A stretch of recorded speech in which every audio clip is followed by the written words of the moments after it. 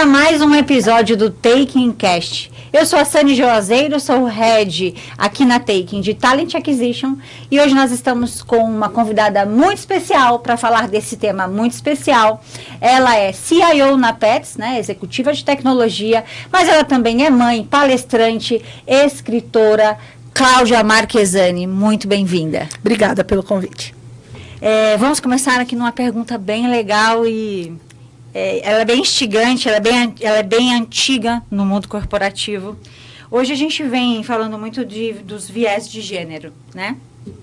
Mas não começou assim, com tanto gênero. Antigamente era só o masculino e o feminino e nós já tínhamos muitos desafios. Cláudia, eu queria que você contasse aqui para nós e para todos os telespectadores como o que você enfrentou lá atrás, escrito aqui neste livro, gente. Ela é escritora também, ó. Aqui, ó. Gente, ela fez todo o dever de casa. Eu queria que você contasse para... Não posso contar mentira, porque tá tudo escrito ali. Então, conte aí para nós esse desafio que você enfrentou e como que hoje é enfrentado esse mesmo desafio. Bom, eu acho que quando a gente está numa posição de minoria, e somos minoria, né, na área de tecnologia, a gente está sempre numa posição de holofote, que nem essa luz aqui em mim. Eu comecei a minha carreira, vim de uma cidade pequena, já contei essa história algumas vezes, e o meu pai era mecânico, então meu pai começou a me levar para a oficina, eu comecei a me interessar mais por esse mundo técnico.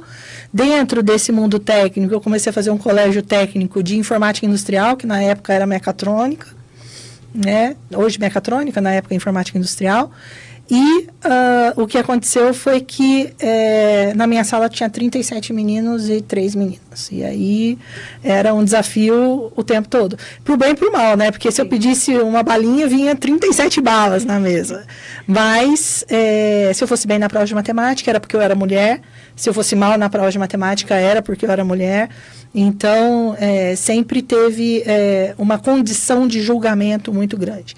E conectando isso, né, essa minha história, falando dos vieses, as mulheres passam por diversos vieses e tem muitos estudos que falam sobre isso. O viés da maternidade, que acha que porque é mãe vai trabalhar menos, a gente depois pode discorrer mais sobre esse assunto. O próprio viés da empatia.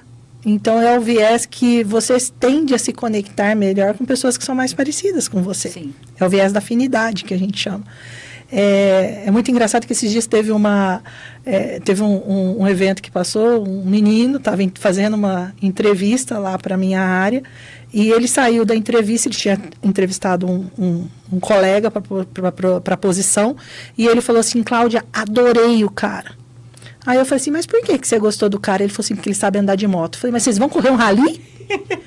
Né? Então, isso é o viés de afinidade. Você se conecta muito mais. Eu sou uma menina que aprendi a falar de Marvel, aprendi a falar de futebol, aprendi de Fórmula 1, porque eu chegava numa sala com todos os homens, eu precisava me conectar de alguma forma com aquele pessoal. Que assunto eu ia ter com eles? Falar de maquiagem? Então, esse é o outro viés. Tem o viés do cabo de guerra. O cabo de guerra é quando uma mulher compete com outra. Então, você olha para mim e fala assim, ela vai roer o osso também. Se eu já ruí, ela também vai roer. Tem sido cada vez menor. A gente tem tido instituições como a MCIO, por exemplo, que vocês já fizeram parceria, que já fez parceria com a MCIO, que tem procurado aprofundar isso. Mas dá para falar de vieses aqui inúmeros. São mais de 10 ou 15, só os que mais influenciam negativamente na nossa carreira. E como foi, como que você abstraiu toda essa pressão? Porque é uma pressão. Ficar no foco constante é uma pressão constante que talvez mulher sinta isso mais. E como é que você abstraiu isso? Como que você se livrou da parte emocional? Porque isso é um ponto que, para nós mulheres, a maioria pega um pouco mais o emocional. Mas talvez... não, vou deixar você... já ia responder a pergunta dela, gente. Olha, ela... Estava mostrando. Já ia... Papai, eu vejo que você linkou muito o seu pai em todos os momentos em que ele te inspirou, te instruiu. Então, você acha que essa figura masculina te ajudou a chegar e ter um Eu acho que alguma figura pode ajudar, não necessariamente a masculina. Você tem que procurar um mentor de carreira. Meu primeiro mentor foi meu pai, depois eu tive outra pessoa que me ajudou muito também, que hoje é CIO, né, junto comigo. Então, se eu estou sentada nessa cadeira foi porque ele me ajudou muito. É o Jorge Cordenossi, eu falo sempre dele. Chamo ele de papai. Me ensinou tudo que eu sei. E eu acho que... no final, você falou assim, como que você abstraiu dos vieses, né? Eu nunca tinha tido muita consciência que os vieses existiam, por incrível que pareça, porque eu nunca me coloquei numa posição de vítima. Porque eu fui criada de uma maneira a me fortalecer. Então, a gente tem que tomar cuidado com a criação que a gente dá para os nossos filhos dentro das nossas casas. Porque meu pai sempre me incentivou a fazer qualquer coisa. E que não existia esse tipo de limite, né? Então, vou te dar um exemplo de coisas que acontecem de maneira inconsciente, são vieses que a gente tem. Eu tenho 2 meninos, né? Eu tenho o Gustavo, de 21, e o Gabriel, de 11. Eu esqueci como era, né? A gente vai... mas, brincadeiras à parte, nasceram com um tablet na mão. Isso. Os 2, né? Sempre trabalhando com computador, etc. E eu tenho uma vizinha que tem 2 meninas.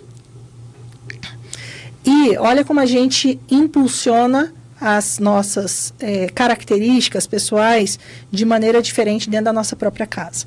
Eu fui na casa dela e eu olhei para a parede da casa dela e a parede da casa dela estava cheia de pintura. Ela tem 2 meninas. E ali eu parei, eu venho estudado bastante esse assunto e falei assim, que dia que eu coloquei um pincel na mão dos meus filhos que não fosse uma obrigatoriedade de lição de casa. Aí a pergunta que eu devolvo para vocês e para o público que está em casa, quando a gente fala de vieses, quando a gente fala do interesse das mulheres para a área de tecnologia será que a gente está desenvolvendo as nossas características pessoais, as nossas potencialidades de maneira igual dos meninos e das meninas dentro da nossa casa? Eu tenho certeza que dentro da minha casa eu não estou tentando ser uma pessoa melhor, estou tentando direcionar, mas com muito estudo. Então, voltando para o ponto da tua pergunta, eu acho que eu abstraí os vieses tendo uma mentoria, que seja um homem ou uma mulher, eu acho que todo mundo tem que procurar uma mentoria, tendo modelos, e como a gente é mulher já é mais difícil da gente achar modelos. Eu não tinha ninguém na minha época. Não. Hoje pessoas te modelam. E hoje eu sirvo de modelo para algumas pessoas. Então, assim, mas hoje tem associação da MCIO que você consegue, né, trocar ideias, você consegue ter uma mínima orientação ali dentro, que é maravilhoso. Na minha época não tinha. Então, eu acho que é super importante a gente ter isso em mente. Criar os nossos filhos dentro das nossas casas de uma maneira mais igualitária, preparando eles para um mundo mais orientado para a diversidade. Maravilha.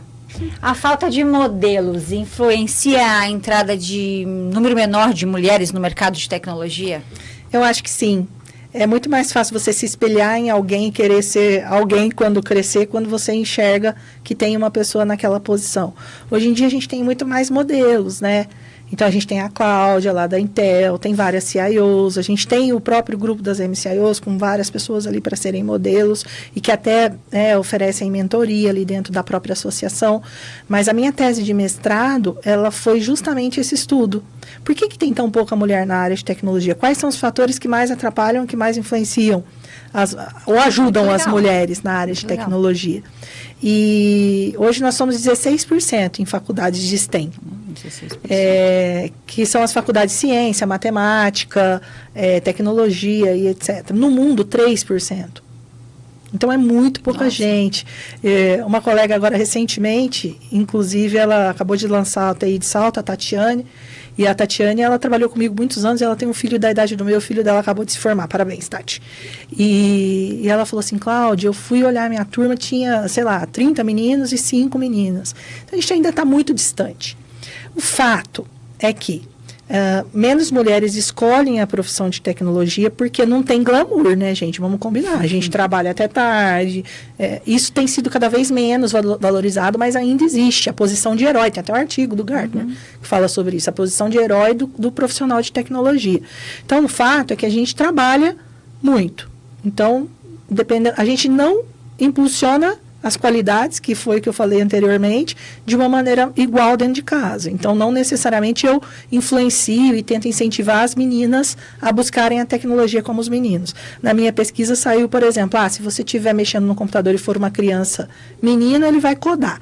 Se for uma criança menino, o que a gente escuta vai mandar um e-mail para alguém. Então, é diferente a forma como a gente impulsiona. E aí entra pouca, né? Entra pouca quantidade. O funil, ele afunila mais ainda quando a gente está numa fase intermediária de carreira, que coincide muito ou pela falta de desafios, e aí entra viés de afinidade, a parte da maternidade, porque vamos combinar, é uma conta que não fecha, você sempre vai estar tentando equilibrar pratinhos que vão cair, e muitas mulheres, 48% das mulheres, ou pedem demissão ou são demitidas na fase intermediária de carreira. Eu quase pedi demissão e, Vanessa Silvestre, que vai ver isso daqui. Eu falei para ela, Vanessa, eu preciso ficar com meu filho. Hoje ela é gerente de tecnologia também. E ela falou, Sani, seu filho precisa de você trabalhando. E é muito emocionante escutar isso, porque é um dilema que todas nós passamos. Eu acho que eu escrevi num desses capítulos aí, que eu pensei em desistir também. Sim. No meu primeiro filho, não, porque eu tinha muito boleto para pagar, né, gente? Agora eu tenho boleto também, mas eu tinha uma estrutura melhor com o meu segundo filho. E quando eu voltei da licença maternidade, foi o dia mais triste da minha vida. Eu não consigo compartilhar aqui com vocês o que foi. E eu tenho certeza que as meninas que estão assistindo o podcast, elas vão se compadecer comigo e se identificar. Porque é muito triste. É muito triste. Então, quando eu falo que é uma conta que não fecha, é essa tristeza, né? E aí, por isso que é importante ter um mentor, eu trabalhava com o Jorge olhou para mim e falou assim, vamos numa palestra. E aí me levou numa palestra de Dia das Mulheres, coincidentemente, por isso que eu faço muita palestra, porque eu acho que eu posso fazer diferença na vida de alguém. E eu ouvi uma história mais ou menos assim, da Valquíria, que trabalhava no Bradesco agora, e inclusive eu retornei com ela um tempo depois, falei assim, Valquíria, só estou sentada aqui também porque de alguma forma você me incentivou. E o universo devolve, Sani, porque o meu filho, quando eu fui lançar o livro, ele falou assim, nossa, que orgulho que eu tenho de você. Então, quer coisa melhor do que isso na nossa vida? Eu não seria uma mãe feliz em casa. Do mesmo jeito que tem mãe que prefere estar em casa com os filhos, porque não seria uma profissional feliz. Eu acho que são escolhas que a gente faz. E quando eu digo que é uma conta que não fecha, é porque para cada escolha uma renúncia. Você sempre vai estar renunciando a alguma coisa. Eu não vi a fada do dente passar. Muitas vezes, a fada do dente passou, eu não estava lá. Muitas vezes eu chego em casa esgotada, não quero brincar com meu filho, mas tenho que brincar, mas brinco daquele jeito. Davi está ouvindo, mamãe também, né? Então, assim, só que o que isso influencia na liderança feminina e na carreira da mulher? Isso te dá muito força, porque o tempo nosso é muito precioso. Assim, eu vou dar o meu melhor aqui, porque era para eu estar na minha casa com meu filho. Olha a troca que eu estou fazendo. Então, a maternidade, ao invés dela ser enxergada como um viés que atrapalha as mulheres na área de tecnologia, ela deveria ser enxergada como uma coisa que impulsiona. Porque impulsiona muito. Porque quando você direciona isso, não numa posição de vitimismo, mas numa posição de performance, isso ninguém vai te parar. Uma mãe, ninguém para. Pegaram essa visão? Bom, e agora, para conciliar, a gente falou tanto desse tema de maternidade, para falar desse conciliar carreira com a vida pessoal, né? Cláudia, como é que foi assim, o papel pai e mãe representando na sua vida e que tipo de modelo você traz hoje para a área de liderança, baseado aí em pai e mãe? Eu acho que, ainda seguindo lá a tese do mestrado que eu te falei, para subir para a liderança, o funil, ele afunila mais ainda. Então, são menos mulheres que vão para a área de liderança. Em grande parte por conta dos N desafios que a gente tem. E a gente vai perdendo o foco por falta de condições de conciliar tudo aquilo que a gente tem que fazer. Eu falo que a gente tem as nossas bolas de vidro e de borracha. Eu, inclusive, falei isso no meu TEDx. E que no final das contas é uma conta que não fecha. E são pratinhos que não... Você pergunta assim, Cláudia, como é que você equilibra? Não equilibra, gente. Tem um monte de prato quebrando. A vida que você vê na rede social é diferente da vida que está dentro da sua casa. Muito diferente. Né? Então, o que eu tento fazer é segurar minhas bolas de vidro com força. Né? Então, eu não falto uma reunião da escola do filho. Eu tento dar uma priorizada quando eles estão precisando. Agora, vai emagrecer, um dia vai. Aprender a falar inglês fluentemente, um dia vai. São as bolas de borracha, você deixa pingando ali. Então, eu aprendi ao longo do tempo que eu não vou ser perfeita em tudo. Não vou. E nem estou me colocando mais nessa posição. Quando você consegue se perdoar como mãe, como líder, que você não vai ser 100% em tudo, eu acho que você consegue levar a vida um pouco melhor. Isso significa que eu nunca sinto culpa? De jeito nenhum. Esses dias atrás, você falou das emoções, né? Eu tive uma crise de choro no meio da empresa, que eu esqueci de fazer a matrícula da escola do meu filho. Eu esqueci. E me senti super culpada. Por quê? Porque tem N coisas. São os pratinhos que caem, que quebram. E tudo bem, depois me perdoei, fui lá, pedi para fazer a matrícula, etc. Mas o que eu quero dizer é que acontece com todo mundo e que a gente não pode exigir perfeição. Como é que se ajuda uma mulher nessa situação? 100% das mulheres que eu conversei na minha pesquisa que viraram líderes, elas tiveram uma boa rede de apoio. E ter uma boa rede de apoio significa ou você tem uma família para te ajudar, ou você tem um marido que... Então, meu marido é da área de tecnologia, ele me ajudou pra caramba, me ajudou a estudar, me ajudou a ficar com o filho, me ajudou... Então, assim, é uma coisa que não estaria aqui também. Não dá para abrir mão. Não dá, não é um trabalho de um, é um trabalho de dois, né? Não tem como. Tem coisa que só a mãe faz, biologicamente falando, né? Mas ainda assim é um trabalho de dois. A família dele me ajudou. Então, meu filho ficava, o mais novo, né? Ficava com meu sogro, ficava com a minha sogra, até o mais velho chegou a ficar com eles. E aí eu consegui fazer um curso, eu consegui estudar e consegui dar uma mínima equilibrada. E 100%, eu fiz, né, essa tese, eu fiz entrevistando várias mulheres em diferentes fases de carreira. 100% delas tiveram rede de apoio. Ah, Cláudia, eu não tenho rede de apoio. Cara, tem que procurar. Eu brincava que é a logística. Eu preciso arrumar uma logística com meu filho. O meu mais novo, o meu mais velho, o Gustavo, era logística mesmo, porque eu não era casada ainda. Então, muitas vezes, eu ia viajar para o Rio de Janeiro, tinha um projeto no Rio, eu levava ele comigo e ia babar junto. Eu só aceitava o projeto se eu pudesse levar os dois, porque ele era muito criancinha. Isso 20 anos atrás, gente.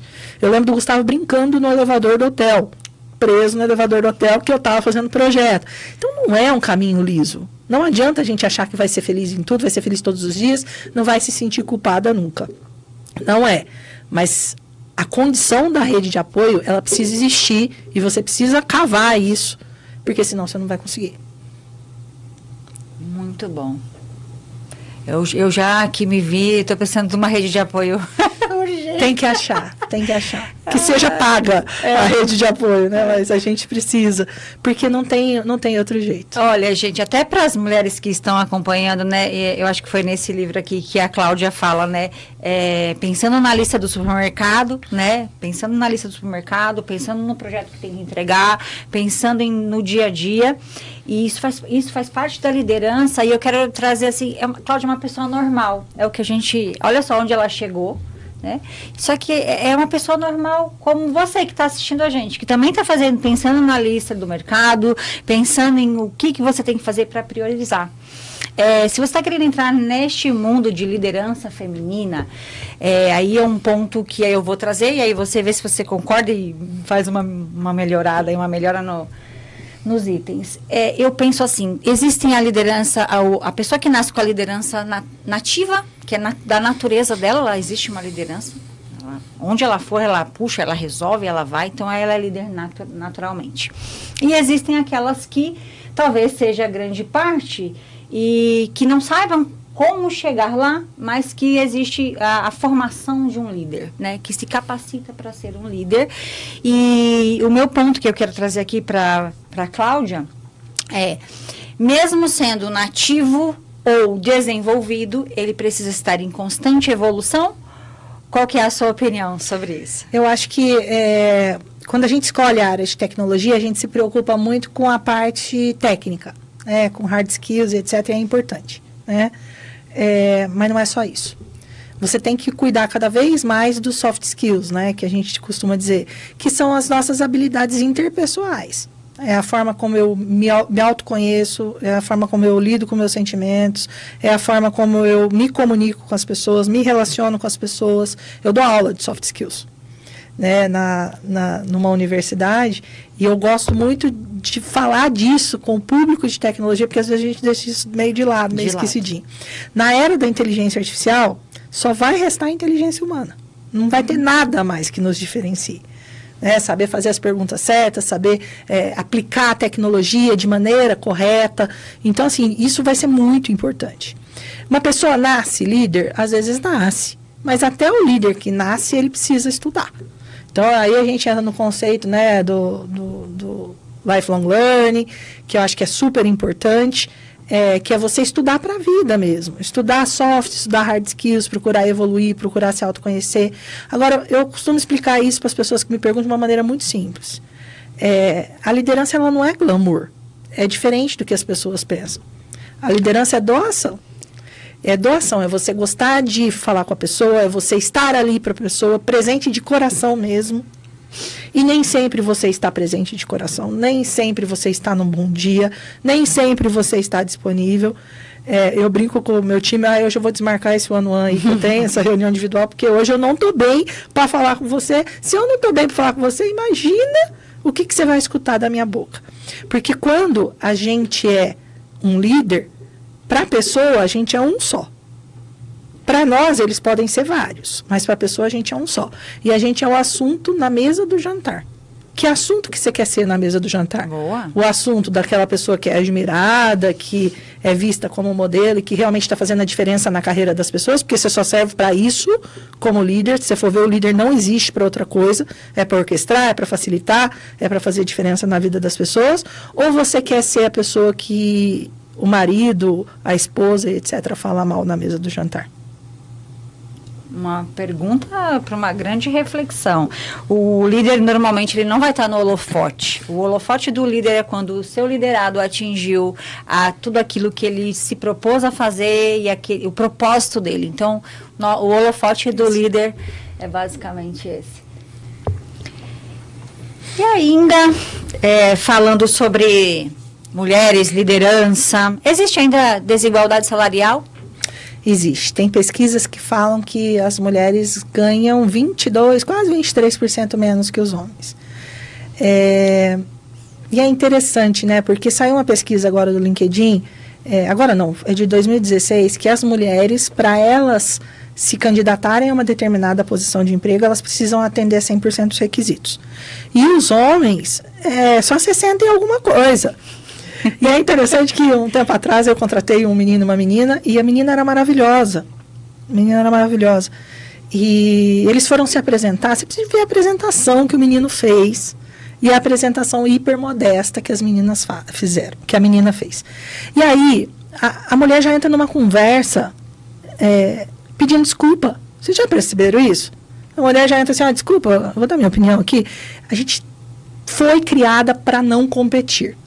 O menino, dentro de casa, ele foi estimulado a jogar bola, competir e ganhar. A mulher foi estimulada a colaborar, brincar de boneca, fazer comidinha junto, etc, etc.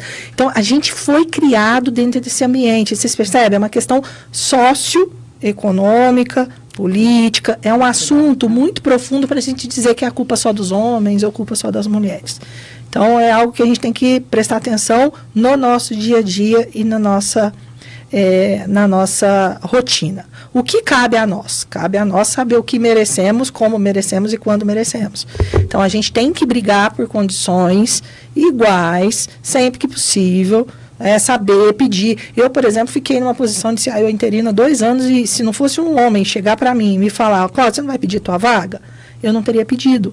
Porque a gente entra numa bateção de litificador, de fazer o negócio acontecer, etc., e trabalhar, que muitas vezes você não olha se você está recebendo aquilo que você realmente merece. E não é a Cláudia que está falando isso. Tem livros que falam sobre isso. Merecimento? Tem o livro da Amy, acho que depois eu vou pegar o nome dela direitinho, que ela é a CEO do Facebook, e ela escreveu um livro, Faça Acontecer, onde ela fala exatamente disso, como ela teve que lutar pelo merecimento do que ela realmente precisava receber ali, de acordo com o valor que ela trazia para a empresa. Então, é super importante esse primeiro ponto. E o que vai acontecendo, muitas vezes pelo caminho também, é que a gente vai desistindo. A gente sofre muita falta de oportunidade por conta dos vieses, a gente sofre assédio. Então, você fala assim, como é que você chegou onde você chegou? Cara, muitas vezes eu não prestei atenção ao que estava acontecendo. Quanto mais você sobe, mais consciência você toma sobre o assunto. Mas 51% das mulheres dizem que ainda sofrem assédio no ambiente de trabalho. E o assédio, gente, existe o assédio escancarado, né, que eu costumo dizer que são as críticas mais abertas e o preconceito mais aberto, mas são assédios nas pequenas coisas, são as microagressões que a gente fala. É quando uma mulher é mais enérgica numa sala de reunião e alguém fala que ela está de TPM. Se a mulher é enérgica, ela está de TPM. Se o homem é enérgico, ele é assertivo. Isso é um microassédio, é uma microagressão. Isso vai minando a nossa carreira e muitas vezes fazendo a gente acreditar que a gente não merece aquilo que a gente realmente merece. Então, outro dado que apareceu na minha pesquisa também é que as mulheres pedem salários menores. Porque acham que vão ser mãe, que isso vai atrapalhar de alguma forma a carreira delas, ou por conta dessa questão do merecimento. Está tudo conectado. O que é importante? Homens e mulheres estudarem sobre o assunto e, dentro do ambiente de trabalho, poder proporcionar um ambiente mais saudável e mais igualitário para todo mundo. E a equidade, ela não é a igualdade. Eu não vou tratar homens e mulheres iguais. Eu vou dar condições iguais de desenvolvimento. E é super importante, porque equipes mais diversas, elas têm um ROI 66% maior, não sou eu que estou falando, tem pesquisa que fala sobre isso, criam softwares mais inovativos, com mais capacidade de utilização por todos. E, gente, na era da inteligência artificial, isso só vai ser exponencializado. Eu brinco, eu dou um exemplo que eu falo, você imagina uma determinada torcida, certo? Que fala que tem mundial aí, não vou dizer qual é. Imagina você colocar todo mundo dessa torcida dentro do estádio de futebol dela, deixar um computador na mão e perguntar, e falar para eles usarem ChatGPT, Bart, a ferramenta de IA generativa que eles quiserem, e fazer a seguinte pergunta: o time X tem mundial? Como é que nós vamos treinar essa inteligência? Vamos treinar de uma maneira enviesada, porque a resposta vai ser sim, tem mundial. Mesma coisa que você perguntar para o concorrente vai ser não tem mundial. Isso vai ser o grande problema das equipes não diversas. A gente não está entendendo. A diversidade, ela virou uma necessidade de continuidade do nosso mundo e dos nossos negócios. O barco vai só para um rumo e ele precisa estar... Exatamente. Exatamente. Muito bom, Cláudia. Então, para vocês que ficaram curiosos para saber de quais livros nós estamos falando, a Cláudia é coautora da segunda edição, do volume 2, né, do TI de Salto. Aqui tem várias mulheres CIOs que deram aqui seus depoimentos. E ela também é coautora do volume 1 de Mulheres na Tecnologia. Esse daqui eu comprei na Saraiva. Não, Saraiva não. A Saraiva não Cultura, existe talvez? mais, gente. Na Cultura. Lá na Cultura, logo que foi feito todo o evento lá. Então, talvez vocês encontrem ali. TI de Salto foi na Paulista, na Martins Fontes, que eu adquiri por lá. Mais internet, Amazon e vocês A gente pode deixar o link para eles Boa, Cláudia. no podcast. Boa. Mensagem da Cláudia para esse público feminino hoje, sobre liderança. Joia. Bom, acho que eu sou uma pessoa normal, eu torço pro Corinthians. Meu cachorro chama Timão. Meu salário, trabalho na Pets, meu salário é quase um escambo, que eu brinco, porque eu tenho 3 gatos e um cachorro. E eu acho que o caminho da liderança, ele nem sempre é reto, né? A gente tem muitos desafios. Quem quiser conhecer mais da minha história pode assistir meu TEDx também, que eu vou pedir para vocês deixarem o link embaixo. E aí vocês vão conhecer meu caminho, que é bem torto, não é nada perfeito. E eu acho que, no final das contas, o que me faz estar sentada aqui com você é a plena consciência de que competência não tem gênero. Não tem. Se você não se colocar numa posição de vítima, se você gostar muito do que você faz, levantar da cama sempre para fazer tudo de uma maneira com muito amor, com muita energia, o universo vai devolver para você o sucesso. Pode demorar um pouco mais para uns, um pouco menos para outros. Eu acredito um pouco no destino, no fator sorte, mas vai acontecer. E eu acho que é isso que as mulheres hoje, que aspiram uma posição de liderança em tecnologia, ou que aspiram começar uma carreira na área de tecnologia, têm que colocar na cabeça. O que eu preciso fazer da melhor forma possível, porque eu sim sou competente, tão competente quanto qualquer pessoa, né? E não quanto qualquer homem ou quanto qualquer mulher, quanto qualquer pessoa, porque competência não tem jeito. Querer mudar, sair dessa condição, que é o que diz aqui no livro, né, quando a Cláudia quis realmente mudar a situação dela. Ela viu uma oportunidade, a tecnologia abraçou Então, né, eu acredito que mulheres que nos ouvem hoje até aqui, identifiquem oportunidades que estão passando na sua frente. Porque às vezes pode não ser ali a melhor, que a Cláudia queria ser jornalista, gente. Hoje ela está podendo. Hoje eu estou me sentindo máximo aqui. Sendo jornalista aqui. Mas ela identificou uma oportunidade, né, naquele momento de vida ali na cidade de Monte Santo de Minas. Monte Santo de Minas. Um beijo Eu pros meus anotei aqui, conterrâneos. olha, ela como que é o Não, nome? mas eu não tinha expectativa que você fosse lembrar esse nome, não. Monte Santense. Eu anotei, gente, Monte Santense. Sem essa expectativa, fica tranquilo, tá perdoado. Mas eu amo a minha cidade, eu acho que a gente nunca pode esquecer nossas origens também, porque é parte da nossa história, é parte da nossa formação.